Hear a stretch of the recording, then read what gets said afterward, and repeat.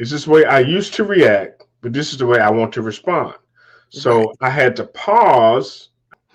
Uh, I was sharing with somebody a couple of weeks ago, actually, about how after I went through my therapy, and and I got some tools and some techniques on how to deal with my triggers. Mm-hmm. So what I wound up doing was I had to start processing stuff. Instead of me reacting, I say, okay, is this the way I used to react, but this is the way I want to respond. Right. So I had to pause. I can't just go to my default.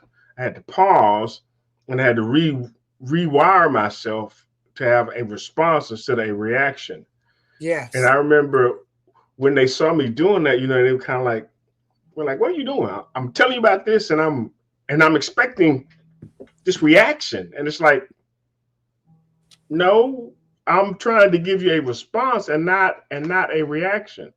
And so I am rewiring myself, rewiring my synapses in my brain by taking a moment to not have my default, but to say, Mm-hmm. okay, Mm-hmm. this is what I would normally do. This is how I would normally, in fact, react to this situation and to stuff that you're telling me. But no, I want to have this type of measured response. So I was taking the emotional aspect of that, keeping that in check, but then I was letting the intelligence aspect of it, take the driver's wheel. Here's the thing with that, when you're talking about recognizing the difference between reacting from your inner child and responding from the mature adult self, Mm-hmm. you're not going to be in your adult space. You're always going to be acting, although you're an adult. In your Right. emotions, you're always going to be reacting from that inner child because you're going to see through the eyes of that trauma and you're going to hear through the ears of that trauma.